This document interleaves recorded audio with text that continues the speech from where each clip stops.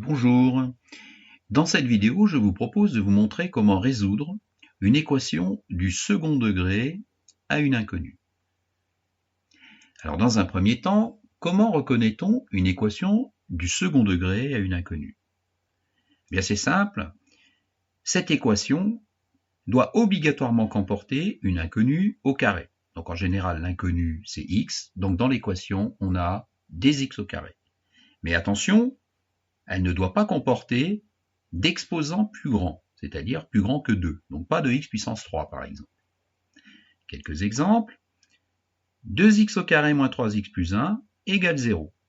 L'inconnu, il n'y en a qu'une, c'est x, et le plus grand exposant de x, c'est bien 2, donc c'est une équation du second degré. Moins x au carré plus 4x moins 5 égale 0, elle est du même type que la précédente. On peut trouver également une équation du type 0,5x au carré moins x égale 0. Alors vous constatez qu'ici, par rapport à cette équation, il manque le nombre qui est tout seul, mais c'est tout de même une équation du second degré. Enfin, des équations un peu plus compliquées que l'on peut trouver, du genre x au carré plus 4 égale 2x moins 3. Alors là, eh bien, on ne pourra pas résoudre cette équation écrite sous cette forme avec la procédure que je vais vous indiquer par la suite. Il faudra l'écrire autrement. Nous allons voir ça. La procédure à mettre en œuvre pour résoudre une équation du second degré. Eh bien, impérativement, il faut que l'équation que vous souhaitez résoudre se présente sous la forme a fois x au carré plus b fois x plus c égale 0. Ça, c'est extrêmement important. Il faut qu'elle se présente sous cette forme.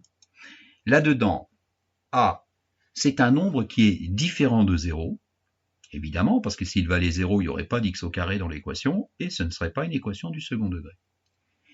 B, quant à lui, c'est un nombre, donc n'importe quel nombre. Alors attention, notamment le nombre 0, c'est possible, ce qui fait que dans mon équation du second degré, je n'aurai pas d'x, puisque si b vaut 0, il n'y a pas d'x.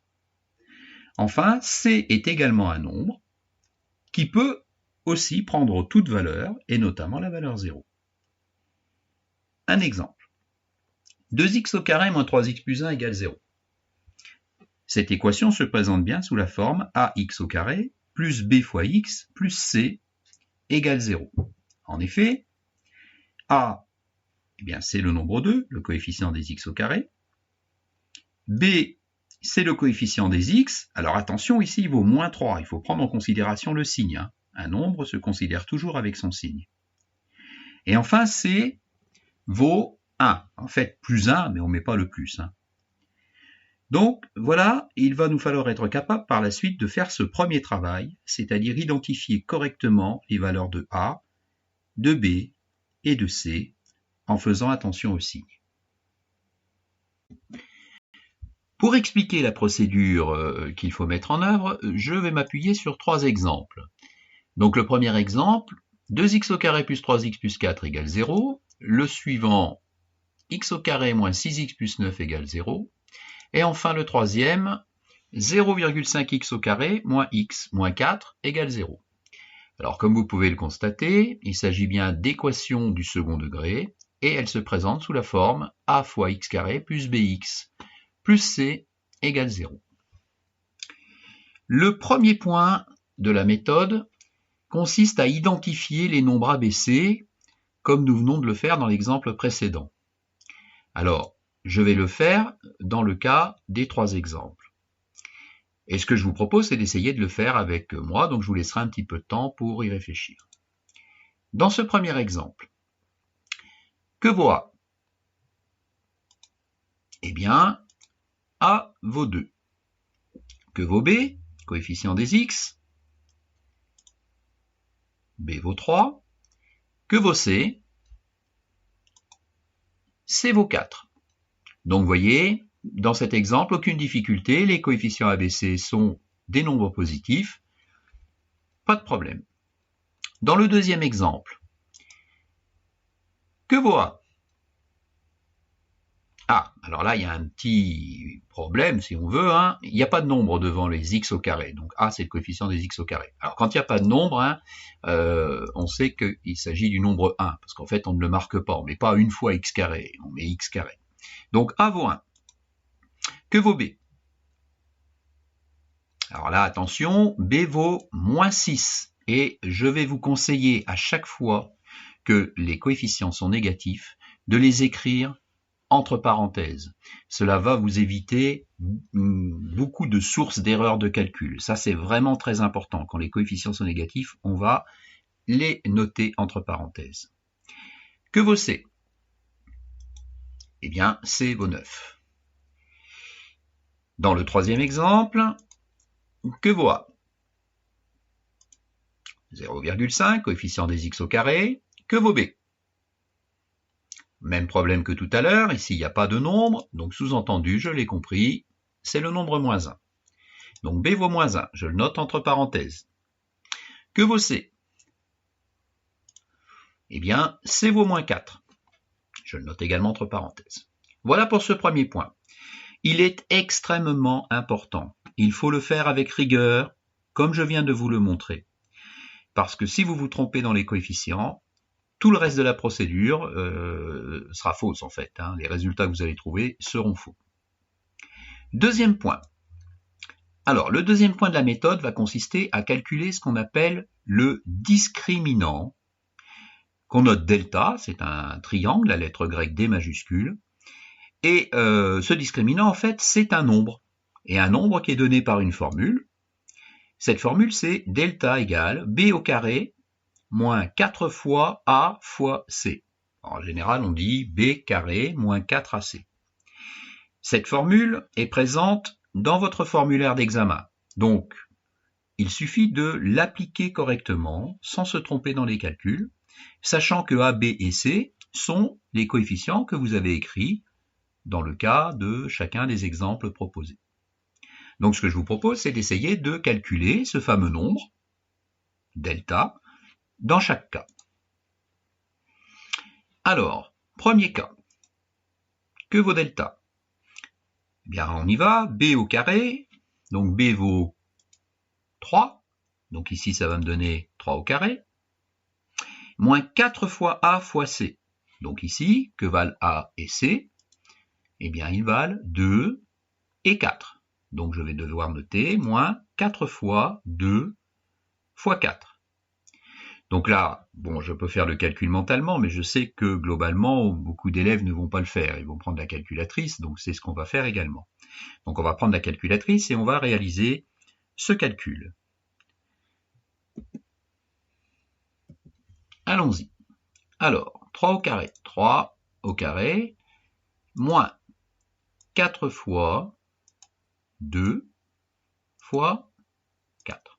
Je regarde ce que ça me donne. Ça me donne un nombre, moins 23.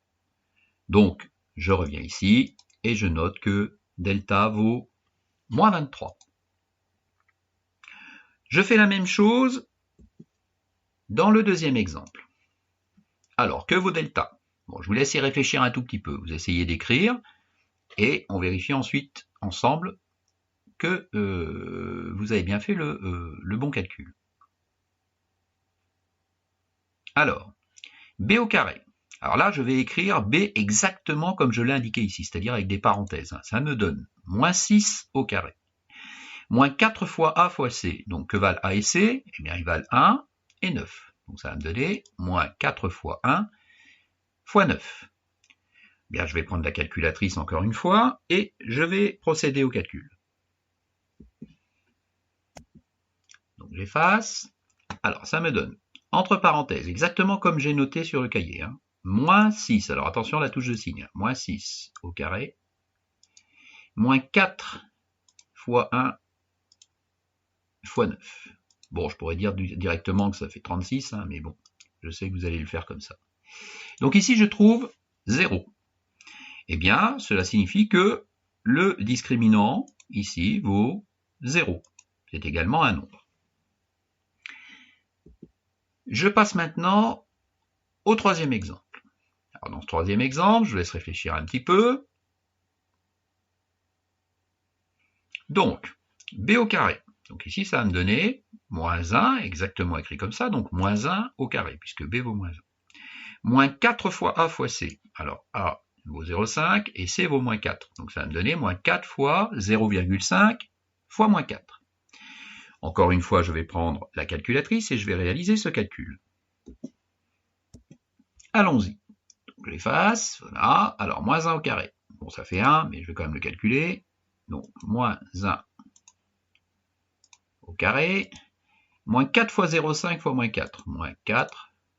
Ah, j'ai marqué multiplier, pardon. Moins 4 fois 0,5 fois moins 4. Exactement comme c'est écrit. Hein. Voilà. Je fais ce calcul et je trouve que ça fait 9. Donc ici, le discriminant vaut 9. Alors voilà, j'ai calculé le discriminant dans chacun des cas et je vais vous expliquer maintenant à quoi sert ce nombre. Parce que pour le moment, on n'en a pas parlé, on l'a calculé, vous voyez, c'est pas très compliqué, mais il faut savoir à quoi ça sert. Qu'est-ce que je constate par rapport aux 3 nombres que j'ai trouvés? Eh bien, je constate que j'ai un nombre négatif dans le premier cas, le discriminant est négatif. J'ai un nombre qui vaut 0 dans le deuxième cas, le discriminant est nul.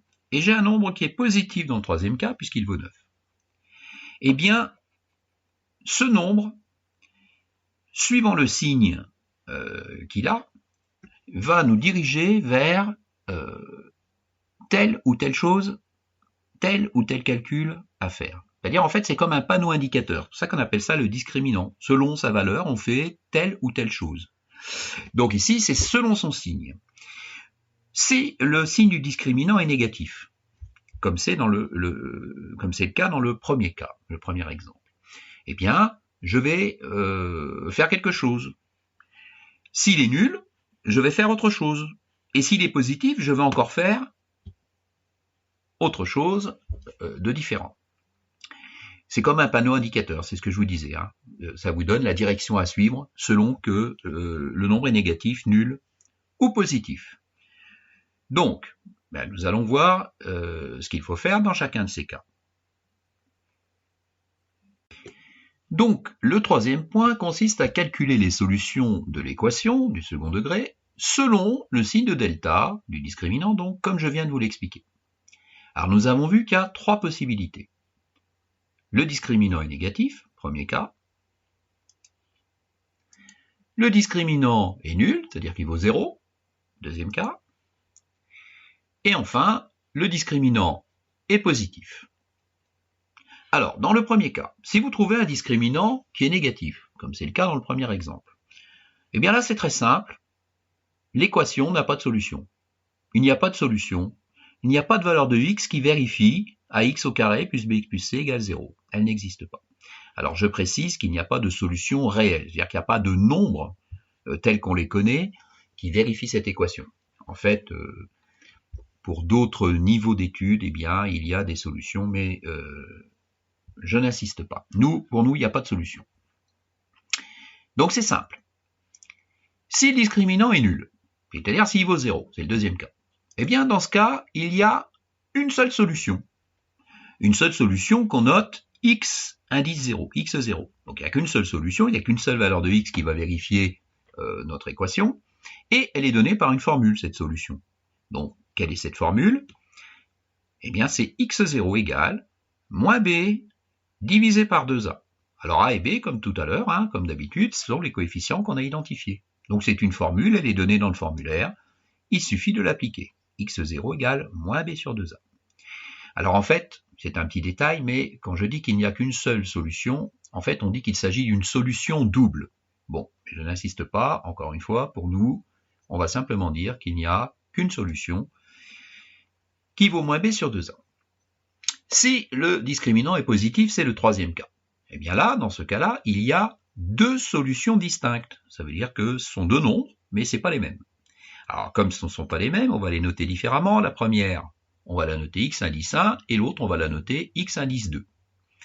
Et ces solutions sont données par des formules qui sont les suivantes. x1 égale moins b moins racine carrée de delta donc delta c'est le nombre que vous avez trouvé là, divisé par 2 fois A.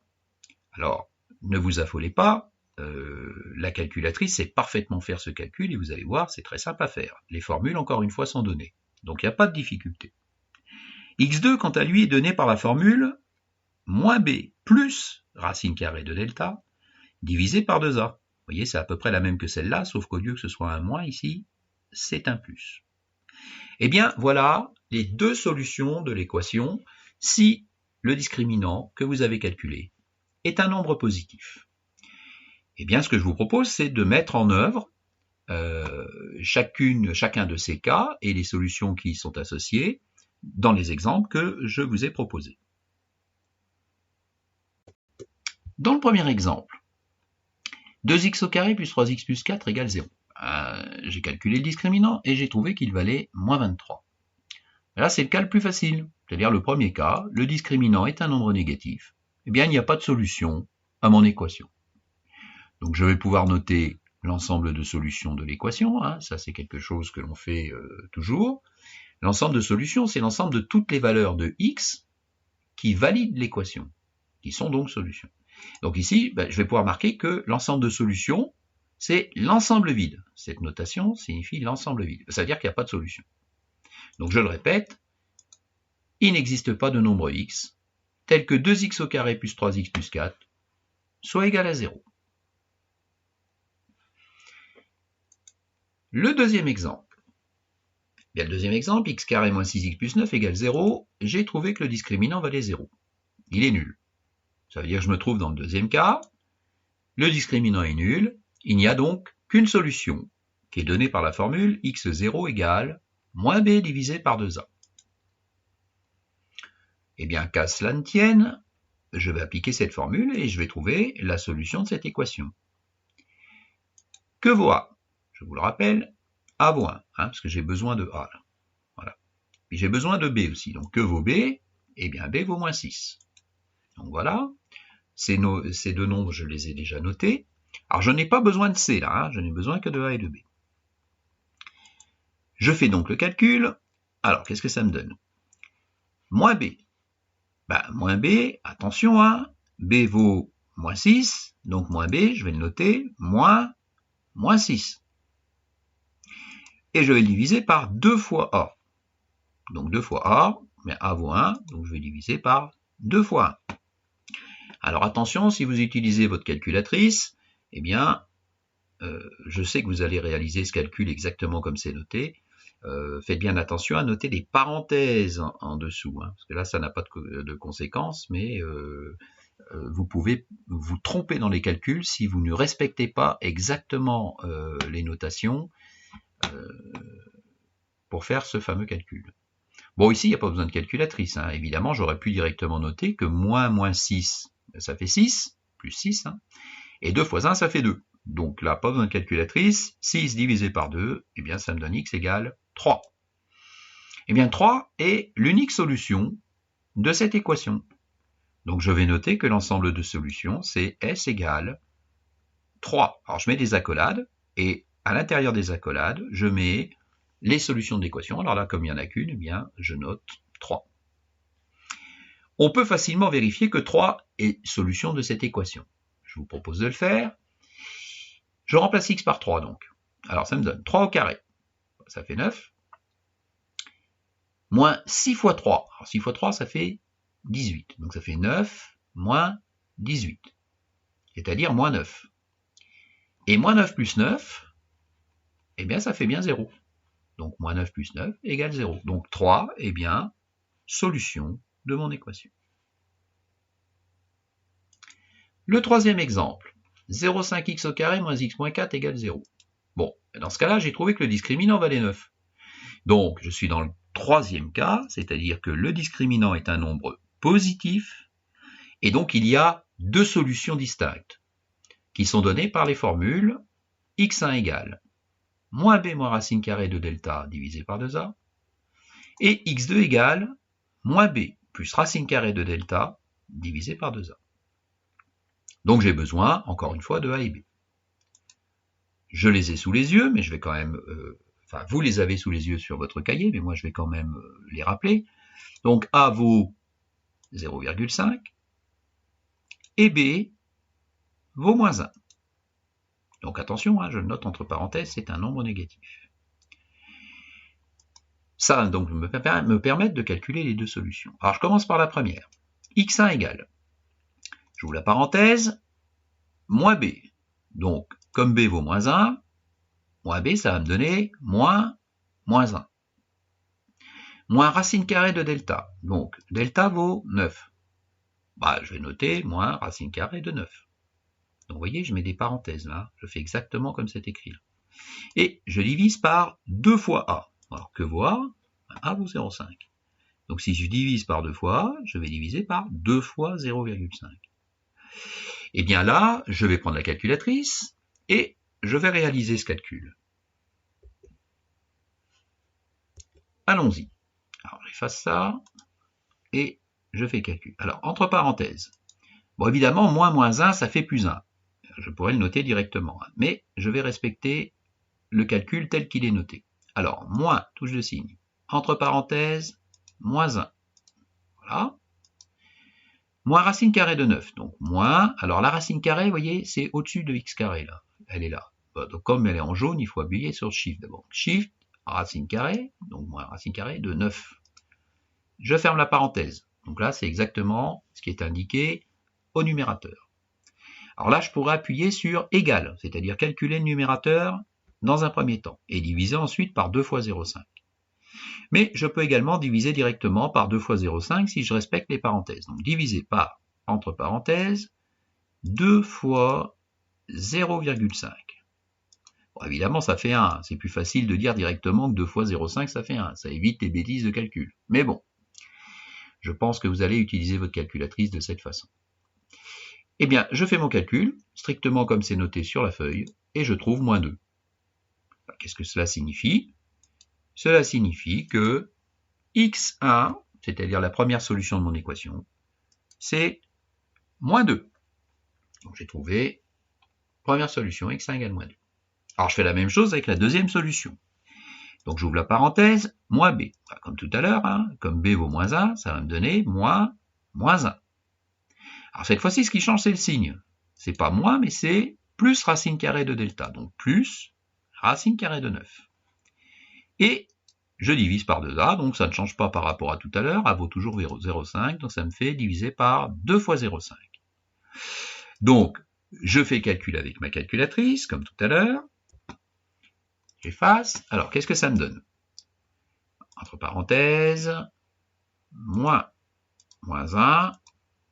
Bon, je refais intégralement hein, pour s'exercer, plus racine carrée. Alors là, c'est plus racine carrée, donc shift, racine carrée, de 9, ferme la parenthèse, divisé par, entre parenthèses, 2 fois 0,5.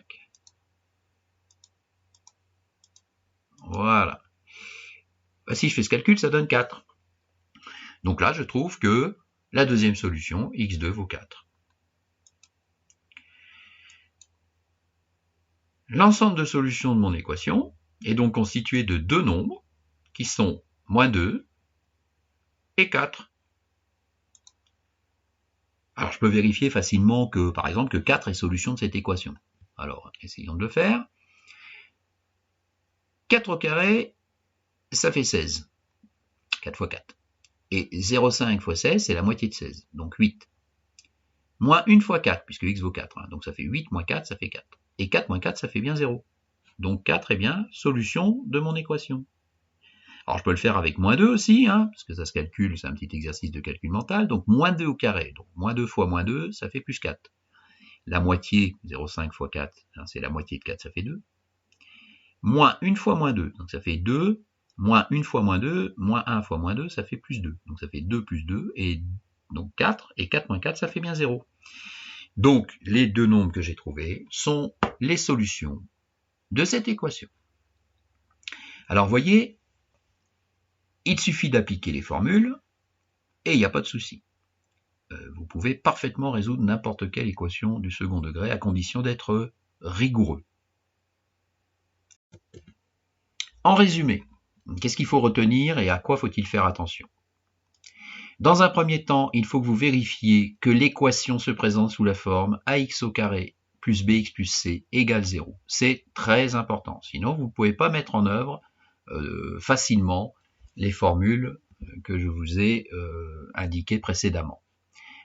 Donc faites bien attention à ce que dans le membre de droite de l'équation, il y ait égal 0. Et puis si ce n'est pas le cas, il faut faire en sorte que ce soit le cas. Dans un deuxième temps, il faut identifier correctement les valeurs des coefficients a, b et c en mettant des parenthèses lorsque ces coefficients sont négatifs. C'est le conseil que je vous donne. Cette phase est très importante. Si vous vous trompez là, ensuite tout est faux. Les formules sont données à l'examen. Donc surtout, prenez soin de bien noter les formules telles qu'elles vous sont proposées, sans les modifier. Enfin, faites attention au calcul avec la calculatrice. Lorsque vous calculez x1, x2, moi je vous conseille de mettre des parenthèses au numérateur et de mettre des parenthèses au dénominateur. Et en fait, ça n'est pas spécifié dans le formulaire d'examen, il n'y a pas de parenthèse. Donc faites bien attention, les seules erreurs que vous pouvez commettre, en fait, vous l'avez compris, ce sont des erreurs de calcul. Alors dans les vidéos qui vont suivre, je vais vous proposer une autre vidéo qui va vous indiquer comment on peut également résoudre les équations du second degré avec le mode graphique de la calculatrice, c'est-à-dire graphiquement. De plus, il y a également, sur la plupart des calculatrices, un mode résolution d'équations. Donc, je vais vous le proposer par la suite. En attendant, entraînez-vous, il s'agit simplement de s'entraîner, quelques équations à résoudre et vous verrez que vous aurez pris le pas pour résoudre facilement ces équations du second degré. Voilà, bon courage!